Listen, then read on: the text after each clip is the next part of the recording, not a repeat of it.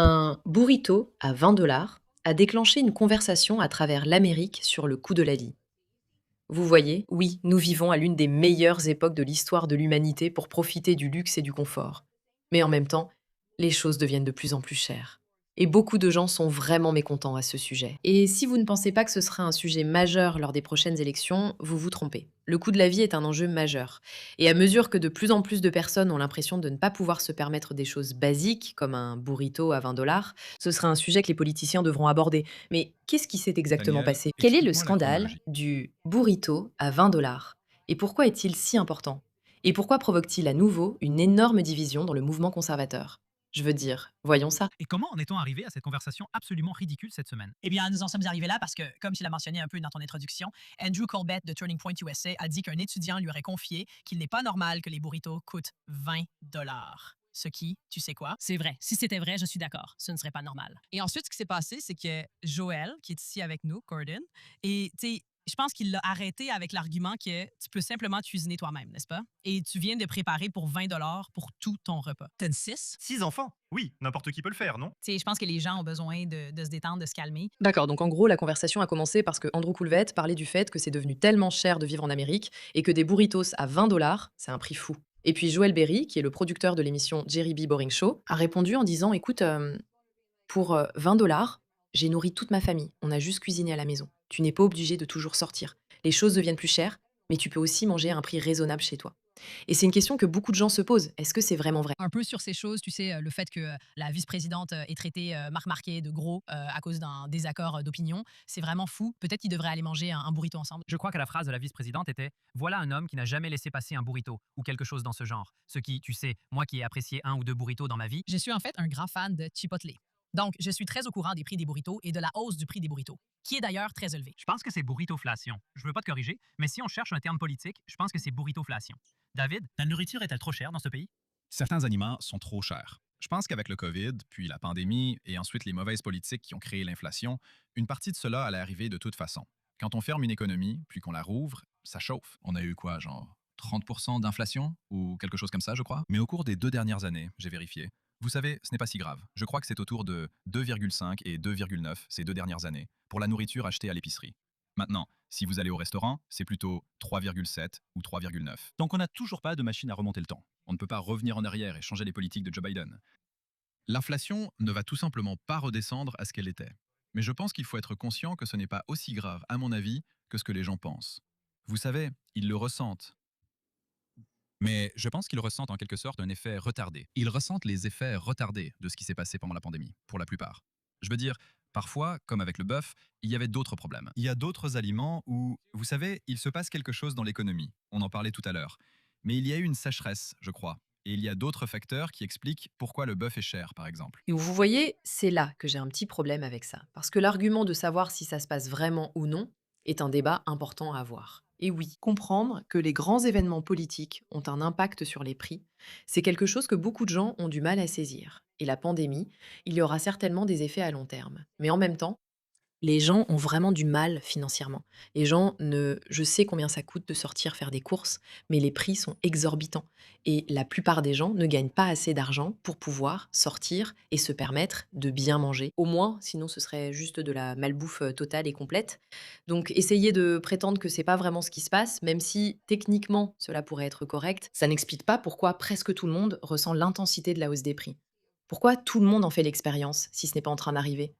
À cause de ce qui s'est passé pendant la pandémie? D'accord, mais qu'est-ce qu'on fait pour lutter contre ça?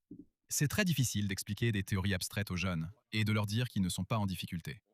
Il me faut toute ma volonté pour ne pas lever le poing et dire de mon temps, vous voyez, oui. Mais la vérité, c'est que les jeunes ont toujours du mal, parce que tout est toujours cher pour eux, car ils gagnent moins d'argent que la plupart des gens. Mais je veux juste dire, j'ai vu un sondage où la génération Z sort plus souvent manger que les baby-boomers, qui ont pourtant beaucoup plus d'argent qu'eux. Parce que maintenant, nous avons Uber Eats à disposition. Oui, Et il y des a toute choses qui cette n'étaient pas nouvelle disponibles, technologie. c'est ça. Oui, mais ça ajoute beaucoup de frais.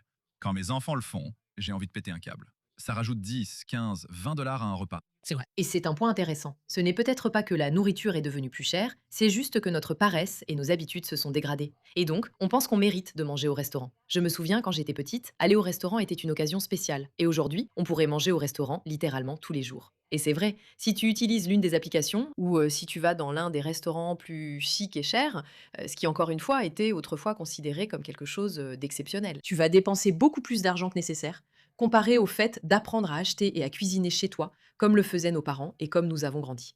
Et je pense que c'est un point important. Cela a beaucoup à voir avec le fait que les gens sont plus pauvres, mais ils sont plus exposés aux personnes riches. Donc ils ont l'impression d'être plus pauvres qu'ils ne devraient l'être. En particulier les jeunes. Les jeunes n'ont jamais eu d'argent.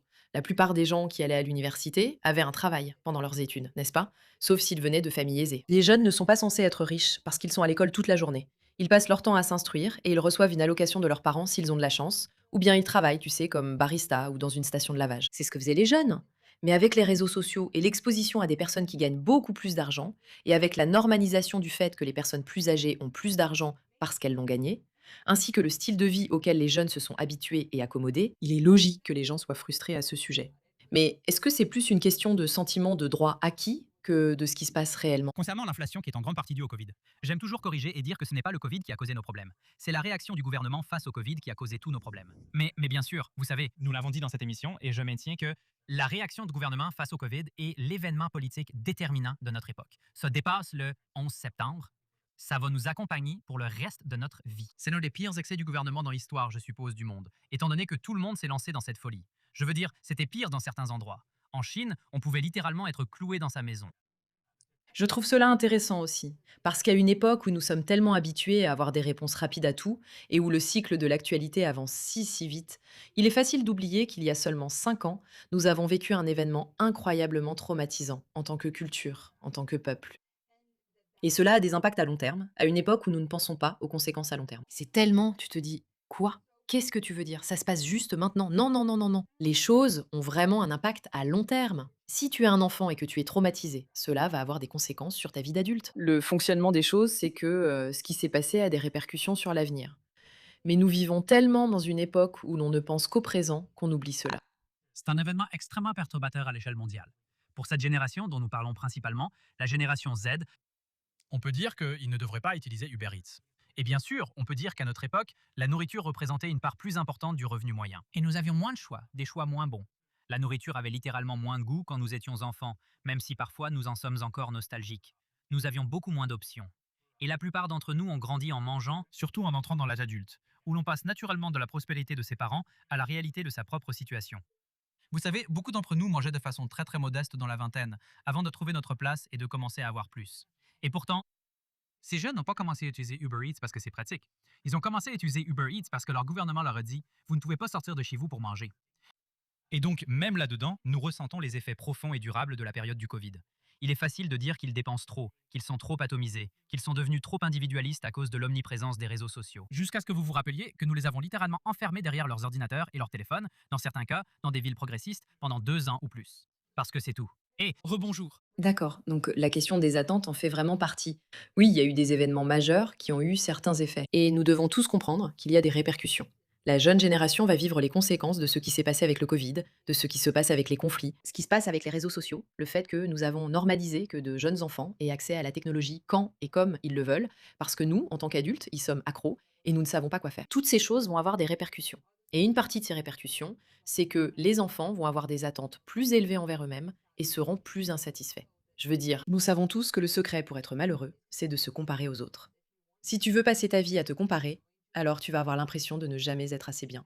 Et c'est tout l'Internet. C'est un jeu de comparaison. Et donc, si tu mets des jeunes qui ne se sont pas encore pleinement développés et qui n'ont pas encore beaucoup d'argent, et que tu les compares constamment à des personnes qui ont plus qu'eux, ils vont constamment se sentir malheureux, penser que tout leur est dû et s'attendre à plus. Et même si la qualité de la nourriture a peut-être augmenté, ou que l'accessibilité à la nourriture est meilleure qu'avant, et tout cela est vrai, c'est une attente difficile à faire accepter aux jeunes. Et je pense que nous, en tant que société plus âgée, même si je ne sais pas vraiment si je suis considérée comme plus âgée, mais une partie de nous doit réaliser et reconnaître qu'il y a des conséquences à nos actions. Et on ne peut pas simplement s'énerver parce que la génération Z se plaint de la vie qui leur a été offerte sur un plateau d'argent, ou ce qu'on appelle aussi des menottes en or. mais plutôt comprendre qu'ils ont du mal avec ça et chercher ce que nous pouvons faire en tant que société pour y remédier. Merci pour votre attention à Madame Matin.